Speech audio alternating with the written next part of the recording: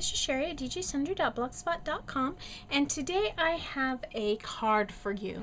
Now, I need to make a card for my dad, and in fact, I already have made that. This is the second one that I'm making, and I'll show you the original card in a few minutes. I just got back from vacation just yesterday, and I'm getting this video up and ready to post late tonight. It's Wednesday, September 11th. And so I had to hurry and get this card. Now, lest you think I'm such a great daughter, I'm not. My dad's birthday was a month ago yesterday, so I really need to get this in the mail. But when I was on vacation, I found a great gift for him. And so when I was thinking about how I needed to get the card to go with it, I thought of this set of stamps that I have that I'll show you in just a minute. But let me show you some of the other things that I'm going to be using. I have pulled these Tim Holtz Ideology tickets, and I'm going to use those. I have this brown paper, and I don't know the name of the producer or publisher or whatever, because it's not on it. It's just one that I picked up a package of this brown at a scrapbooking expo like a year and a half, 2 years ago, and so it doesn't have a name. This kind of buff colored paper is from Provocraft. It's really super old. In fact, I bought it years ago when I had my original Sizzix machine, and I bought it for my paper dolls, and so I still have some of it, and every once in a while I'll pull it out and use it. Now, for one of the cards that I made, I use these gemstones from the Paper Studio, and I'll show you that in a minute. Let me just set that aside. The paper pad that I'm going to be using is the This and That paper pad from Echo Park, and this is the male one. It's Charming, This and That Charming. And I chose this because I like the vintage feel for it, and it goes perfectly with the stamp set that I'm using. So I'll just set that aside because I've already actually cut the papers. Now, like I mentioned, I'm kind of in a hurry to get this card done, and I didn't have a lot of time to think about what I wanted to do, so I pulled out my old trusty OWH sketches, and this is actually the bonus sketch section, and this is sketch number B25 or bonus number 25, and it's this one. I've switched it up just a little bit, and it looks like they used maybe twine or yarn or something, and I'm actually using 3-Girl Jan ribbon.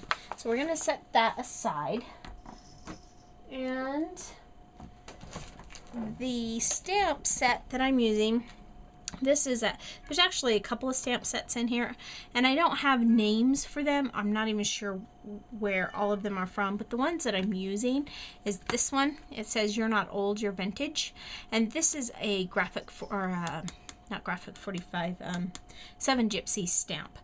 And then I used this Happy Birthday, and I don't know if it came as part of the same stamp set or not. It's just some that I had put in here before I was being really careful about what I used, and kept track of everything. So like I said, I know this one's 7 Gypsies. I think this one is, but I'm not 100% positive. So let's get going on the paper. Now, the base that I'm using for my card is just some craft cardstock. This is just some that I picked up at Joann's, probably Coordinations or something. And I've cut a standard A2 size card. And I know you're not going to see it very well on my mat here, but that's sometimes how it works. So it's 4 1/4 by 5 1/2, but I'm going to turn it this way, so it will be on the short side, and we're going to open it up, and we're going to finish off the inside first because I've already got that pretty much ready. Now, I really like this stamp, You're Not Old, You're Vintage, because it leaves it looking kind of vintagey. Some of it's kind of a little bit of a mess up on the stamp, but most of it, that's the way the stamp is. It's just got that vintage feel. And I layered these. This one, the brown here, is layered at 5 1/4 by 4, and then the kind of buff or flesh colored paper is 3 3/4 by 5. And I've layered those so that then there'll be room to write a message, and you don't have to worry about it being difficult to see. Plus, you know, I think that when you add the extra layers to the inside of your cards, it just gives that extra elegance that I really think make the card seem just a little bit better quality. Plus it gives a little bit extra weight to the card. Not so much that you couldn't mail it with a normal stamp, but enough to just make the card feel really elegant, I guess is the best way to put it. So now I'm just going to set that aside as we work on the front. So the original sketch had a piece that was 5 1/4 by 4, and then on the side you had another piece that was 2.5 by 3.5. Do you hear ATC size? That would have been great. You could have put an ATC card there, or an ATC there. It would have been cute. So I went ahead and I cut the brown as the original sketch sizes because I wanted to be able to have the different, I needed to have the layers because I'm using patterned paper from that Echo Park. So I cut this next piece down, and I didn't cut it a full 1/4 of an inch like I normally would. I cut it 1/8 of an inch. So instead of it being the 4 by 5 1/4, this one is actually 3 7/8 by 5 1/8. So there's just a tiny, tiny bit of the brown going around it, enough to provide a break. And no, I really didn't need it between the pattern paper on the bottom and the card base, but I just thought it would just add that extra bit of dimension. So there we have that one. I could, if I wanted to, I could go ahead and or could have, it's a little late now, but I could have inked around the pattern paper with maybe some vintage photo or something, but I decided I just wanted to keep it plain, just like that, and that's what I'm doing here. Now this one, I cut it just 1/8 of an inch smaller all the way around too. Now I played with this because sometimes you can't stamp on pattern paper, and the original card had the sentiment down here, and I didn't want the sentiment down here because I didn't want to have to put a block because I was afraid you wouldn't be able to see it through the fans. And so I put the sentiment on this piece of paper, and it's going to go right like that. Now, I played with it before, and I stamped it before, so that if I couldn't read it well enough, I could just flip it over and use the back side that was more of a solid than the front, but thankfully I didn't have to do that, because I really like the print and I like the idea of the crossword puzzle and things. And so this is where I'm going to put my ticket, and I think I'm going to come in here and find the one that says wish, because this is a birthday card, and we're just going to see how it looks. I'm not sure if I'm going to like it or not. Yeah, I think that'll be just fine. So I'm kind of offsetting it a little bit more than, because this is kind of a sentiment, but so it's not going to be exactly centered like the sketch was, but that's okay. So I'm going to have this going kind of the opposite direction that I have my main piece going.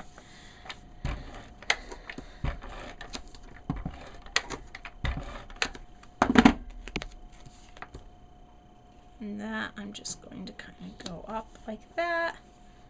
Happy birthday and wish. And this is where the 3 Girl Jam comes in. Oh, just so you know, before I show you the 3 Girl Jam, I use Memento Tuxedo Black to do all my stamping in it.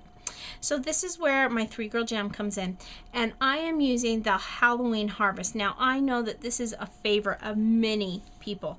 I wouldn't say it's my favorite because I like the purples, but I do like it, and it's perfect for this card.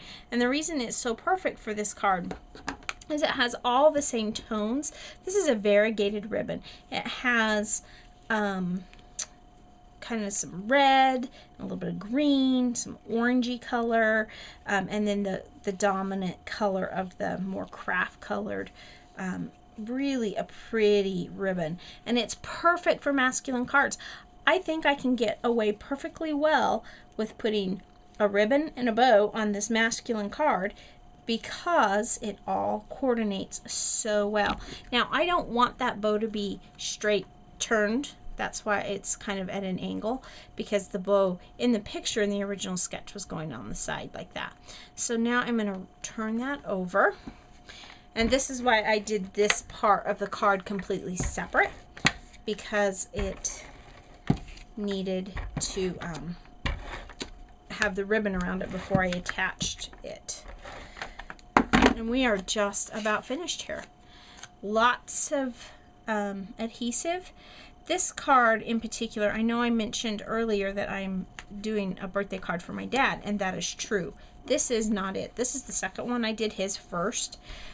This is one that I'll probably send to Operation Right Home, which is why I put the Wish ticket here, because I'll show you my dad's in just a minute, and you'll see that it's too thick. I'm not mailing my dad's. I'm mailing it, but I'm putting it in with his present, and so I don't have to worry about it breaking or coming through the envelope. And with the other embellishment that I used for his, it would have caused a problem. It would rip through the envelope. So there we have our card. It says happy birthday and then wish, and then on the inside, you're not old, you're vintage. Really nice heavy card. Now let me show you the one I made my dad. Same paper pack, same ribbon, different piece of paper for this, because this is a 6x6, so I can only get one card off at a time. Everything's the same except for, like I said, different paper, but we've got the same base paper, the same ribbon, the same green crossword puzzle. But then down here I put one of those mustaches that I showed you from the paper studio. Now those are self-adhesives and they are so fun, but as you can see, that wouldn't go through the mail well. It probably wouldn't survive, or else the envelope wouldn't.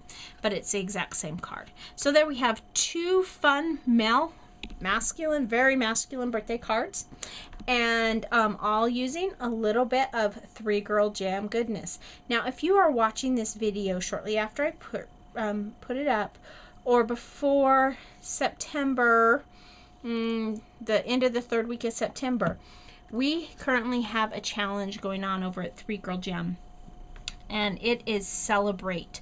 We are celebrating 3 Girl Jam's 2nd birthday, and there are tons of prizes to be had. So head over to the challenge blog spot, or challenge blog at 3 Girl Jam challenges.blogspot.com, and I'll put the link down in the video, and link up your celebration project for a chance to win prizes. And then go on Facebook and like the 3 Girl Jam page, and it will help you see what all the prizes are. I think that there are prizes almost every single day. There have been some great prizes. So head on over there so that you can join in on the challenge and maybe win some great prizes. If it's past the end of September, check out the challenge blog anyway, because we always have a challenge going on, and there's always some kind of fun prize, and usually it's some 3 Girl Jam ribbon and sometimes some extra stuff too. So head on over to 3 Girl Jam challenges.blogspot.com, as well as my blog at djsundry.blogspot.com, and check out the projects that we have going on. Thanks so much for stopping by today, and remember, take some time to enjoy the little things. Have a great day. Bye.